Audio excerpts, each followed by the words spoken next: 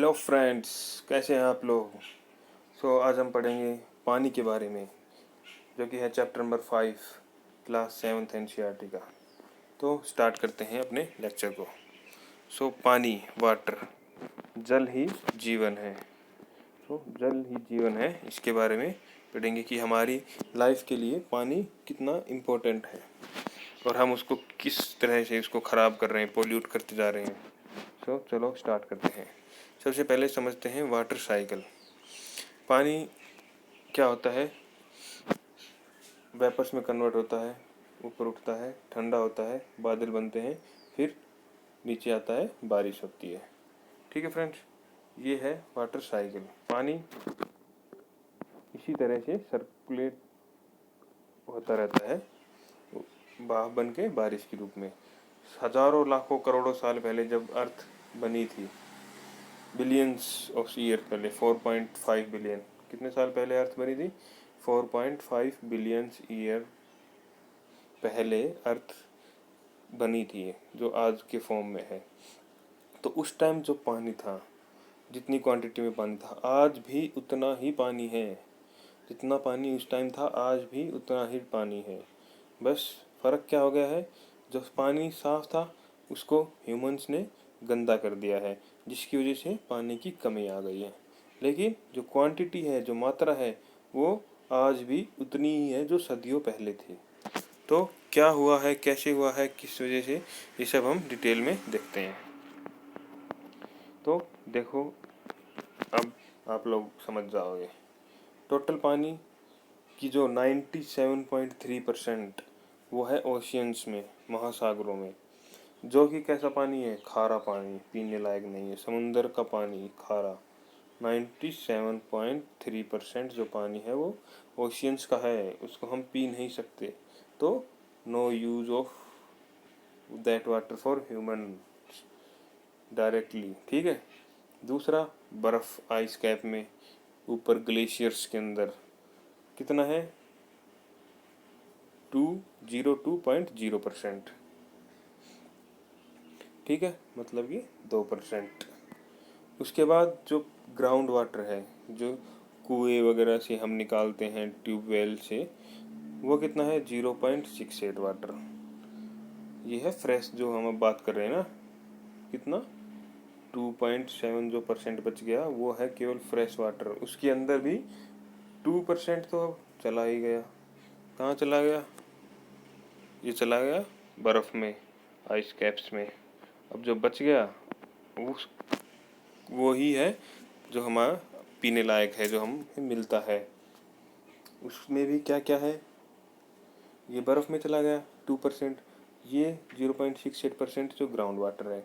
उसके बाद है जो फ्रेश वाटर, जो लेक्स हैं, जो तालाब वगैरह हैं, लेक्स हैं, वो इतना परसेंट है, 0.09%।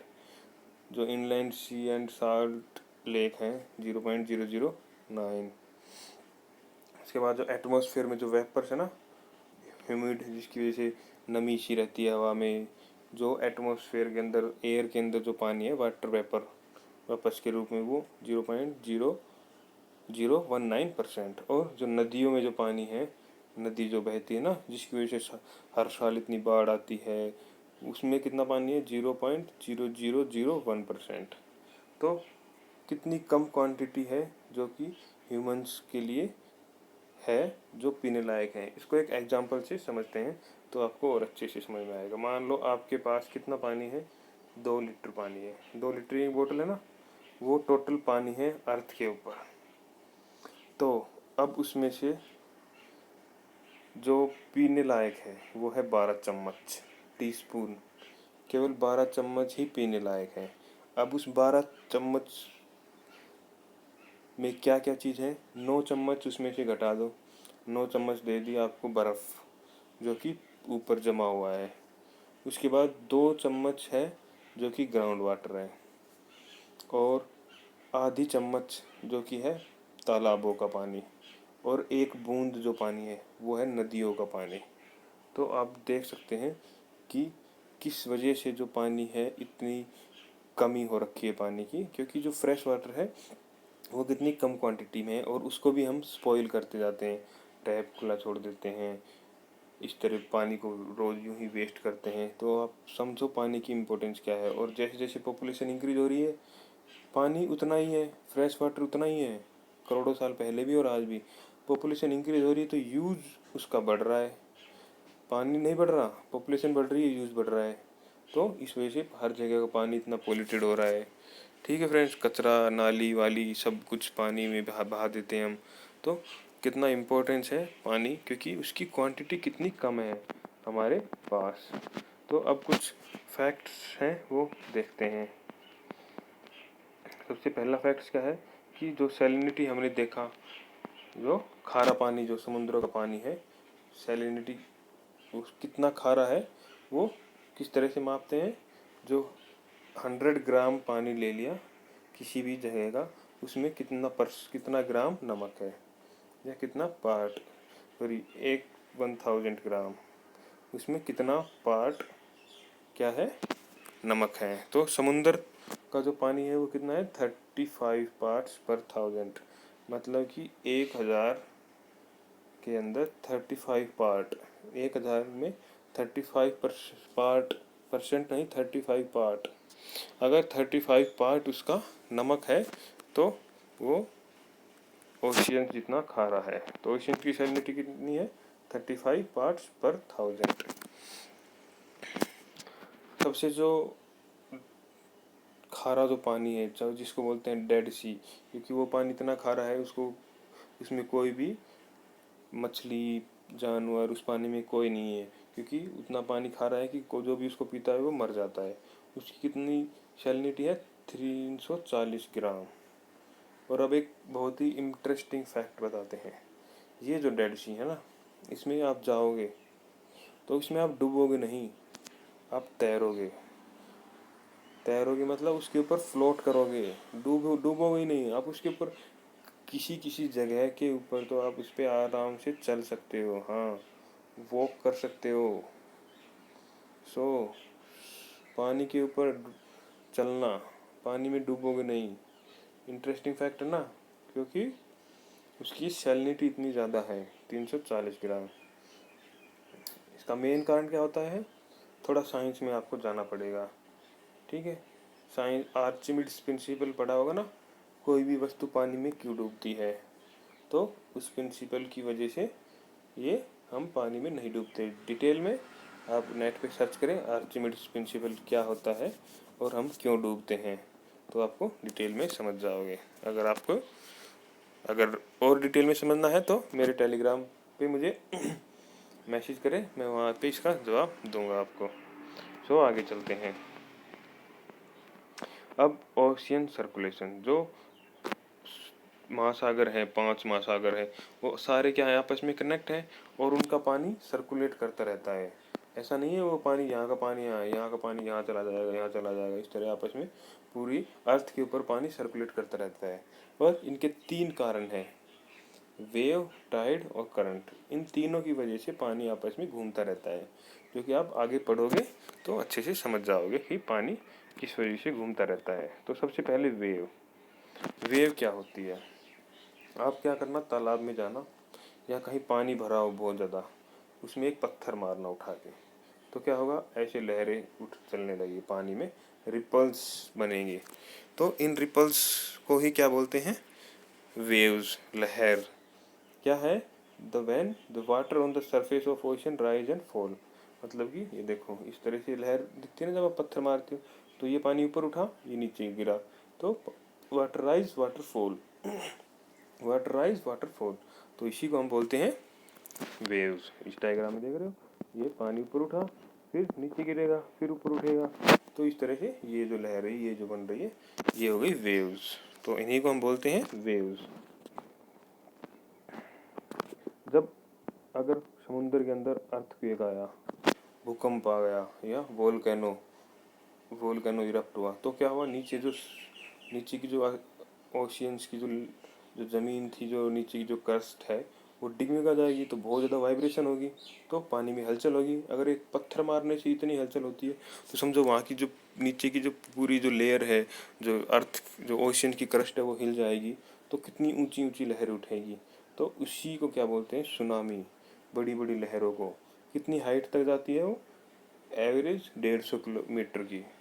और जो सुनामी आई थी ना 2004 में, उसकी कितनी हाइट थी, 150 मीटर।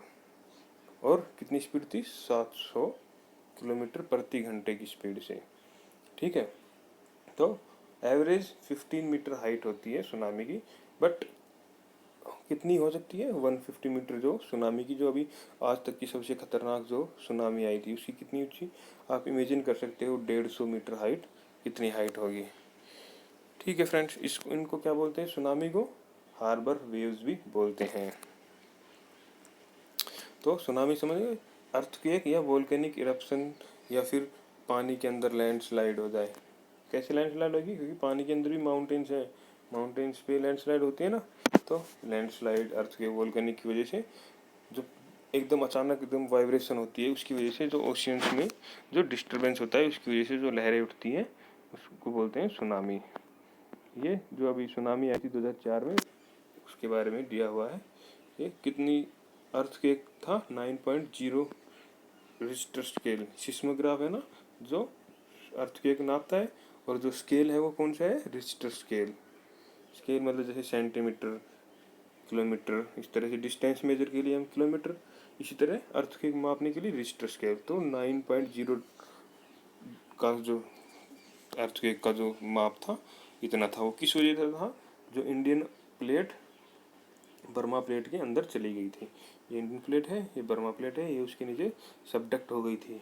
ये सब क्या होती है, ये अभी ज़्यादा परेशान होने की जरूरत नहीं है, आगे आने वाली क्लासेस में आप समझ जाओगे। ध्यान अभी बस इतना ही है कि जो इंडियन प्लेट थी वो बर्मा प्लेट के नीचे, क्योंकि आप सब लोगों को पता है जो अर्थ है वो डिफरेंट डिफरेंट प्लेट्स के अंदर डिवाइड है। तो इस तरह से प्लेट ऊपर अंदर एक दूसरे के नीचे आपस में टकराती रहती है, जिसकी वजह से ये सुनामी आई थी। तो वेव समझ गए। अब आते हैं टाइड्स, जवार भाटा। ये क्या है, rise and fall of water twice a day. मतलब ऐसे पानी ऊपर उठेगा, फिर नीचे गिरेगा, फिर ऊपर उठेगा, नीचे उठेगा। कितनी बार, दिन में 2 बार। किस वजह से, देखते हैं। ये देखो, जब क्या होता है, पूर्णिमा, अमावस्या या चंद्र पूर्णिमा के दिन, फुल मून डे या न्यू मून डे के दिन क्या होता है, इस तरह से होता है। ये कौन सा है, और ये full moon day, new moon day. तो इस तरह से ये होता है। तो इसमें देखो, ये क्या है, मून है, ये क्या है, मून, ये क्या है, सन है, ये क्या है, सन है। तो अभी क्या होगा कि मून का एक ग्रेविटेशनल फोर्स है, वो पानी को अपनी तरफ अट्रैक्ट करेगा, और ये सन भी अपनी तरफ अट्रैक्ट करेगा। तो अगर ये तीनों एक लाइन में होंगे तो एक कंडीशन होगी, क्या होगा, और ये अपनी तरफ अट्रैक्ट करेगा, ये भी अट्रैक्ट करेगा, तो बहुत ऊंची ऊंची लहरें उठेंगी पानी में। जो समुंदर है उसके अंदर बहुत ही ऊंची ऊंची बड़ी बड़ी लहरें उठेंगी, उनको बोलते हैं स्प्रिंग टाइड। दूसरी कंडीशन क्या होगी, अगर सन और मून अपोजिट डायरेक्शन में है, मतलब अगर एक डायरेक्शन में है तो ऊंची ऊंची लहरें, अगर अपोजिट डायरेक्शन में है तो छोटी छोटी लहरें। क्यों, क्योंकि अब सन इस तरफ खींचेगा पानी को, मून इस तरफ, तो लहरें छोटी हो जाएंगी। इसमें दोनों एक तरफ ही खींच रहे हैं तो लहरें बड़ी हो जाएंगी। इसमें कन्फ्यूजन आएगा आपको कि अब मून इस तरफ है, सन इस तरफ है, और इसमें अपोजिट डायरेक्शन में है तो ये कम होनी चाहिए, बट ऐसा नहीं होता। इन दोनों ही कंडीशन में स्प्रिंग टाइड मतलब ऊंची ऊंची लहरें उठती है। वो एक अलग कंसेप्ट है, उसको अभी आपको समझने की ज़रूरत नहीं है। बस आप अभी इतना ही समझे, अगर ये तीनों एक लाइन में हो, बेशक यहाँ हो सन या यहाँ हो, तो ऊंची ऊंची लहरें, अगर ये एक लाइन में ना हो, इस तरह से परपेंडिकुलर हो, तो छोटी छोटी लहरें। यहाँ इनका एक रीजन होता है, वो सेंट्रीफ्यूगल फोर्स होते हैं, जिसकी वजह से ये ऊंची ऊंची लहरें उठती है, बेशक ये अपोजिट डायरेक्शन में हो। वो हम डिटेल में आगे में समझोगे, अभी समझने की ज़रूरत है नहीं। तो समझ गए, अगर एक लाइन में है तो ऊंची लहरें, अगर परपेंडिकुलर है तो छोटी छोटी लहरें। इनको क्या बोलते हैं, नीप टाइड। बड़ी लहरों को स्प्रिंग टाइड। तो बड़ी बड़ी लहरों का क्या फ़ायदा होता है कि जब ऊंची ऊंची लहरें उठेगी समुद्र में तो पानी क्या है, तट जो कोस्ट है, तट के किनारे पहुंच जाता है। इसकी वजह से नेविगेशंस में आसानी होती है। मतलब कि अगर पानी ज़्यादा होगा तो बड़े बड़े जो शिप्स हैं वो किनारों पे पहुंच जाएंगे आसानी से, क्योंकि पानी है।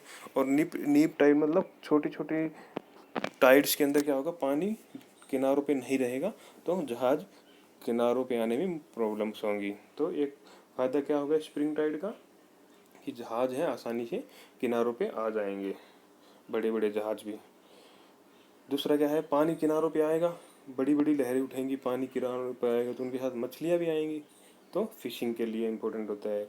दूसरा क्या है, बिजली बनाने के लिए, टरबाइंस को घुमाने के लिए ऊंची लहरें आएंगी फिर गिरेंगी टरबाइंस पे, फिर टरबाइन घूमेंगे, फिर ऊंची लहरें आएंगी फिर गिरेंगी, तो ये बिजली बनाने के लिए भी काम आता है।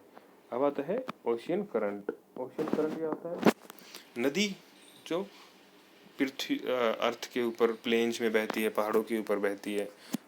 दूसरी नदी हमने पढ़ी थी बर्फ़ की, आइस की नदी, जिसको हम बोलते हैं ग्लेशियर। ग्लेशियर क्या है, बर्फ़ की नदी। इसी तरह होती है एक पानी की नदी। पानी की नदी भी होती है, हाँ पानी की नदी होती है, जिनको बोलते हैं हम ओशियन करंट। ठीक है, तो 3 नदी समझ गए। अर्थ प्लेन्स के ऊपर पहाड़ों पे जो बहे रिवर, जो बर्फ़ की नदी ग्लेशियर, पानी की नदी करंट। सो ओशियन करंट क्या है, स्ट्रीम्स ऑफ वाटर, पानी की स्ट्रीम्स जो कॉन्स्टेंटली सरफेस के ऊपर एक फिक्स डायरेक्शन में बहती है। मतलब कि वो पानी की नदियाँ जो कॉन्स्टेंटली एक हमेशा एक ही फिक्स डायरेक्शन में बहती है, उनको बोलते हैं ओशियन स्ट्रीम्स। ठीक है फ्रेंड्स, ये 2 प्रकार के होते हैं, ठंडी जल की धारा या गर्म, कोल्ड या फिर विंटर, वो सॉरी कोल्ड, और या फिर वार्म ओशियन करंट।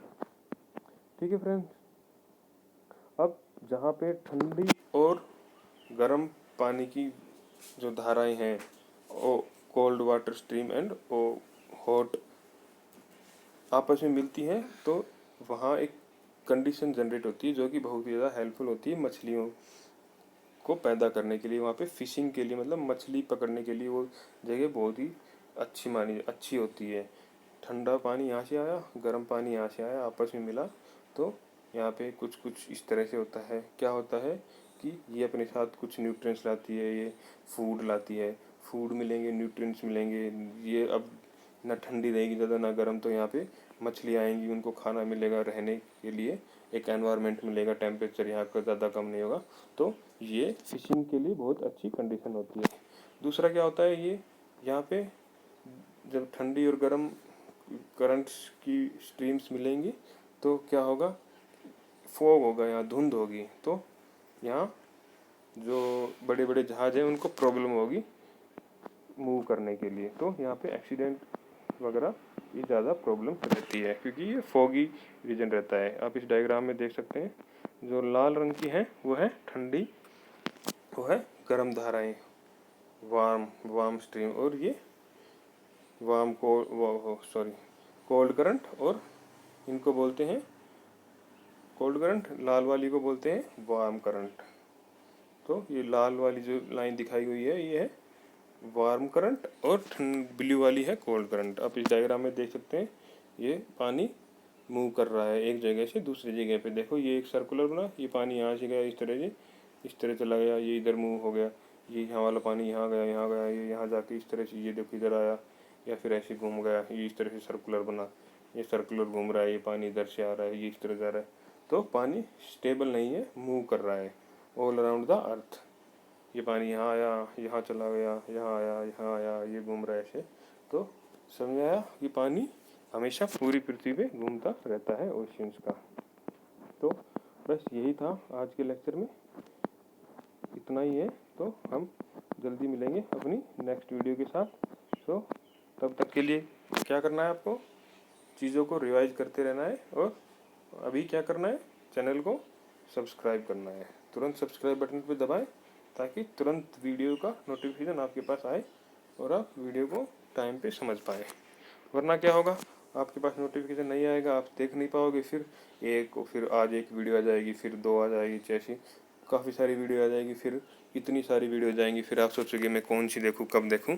तो इससे अच्छा है टाइम पे वीडियो आए, आप टाइम पे देखो और सिलेबस को कवर करते चलो, रिवाइज करते चलो। तो इसके लिए सब्सक्राइब कर दे चैनल, ताकि आपको आसानी रहे। सो थैंक यू फ्रेंड्स, मिलेंगे अगली वीडियो में, तब तक के लिए गुड बाय।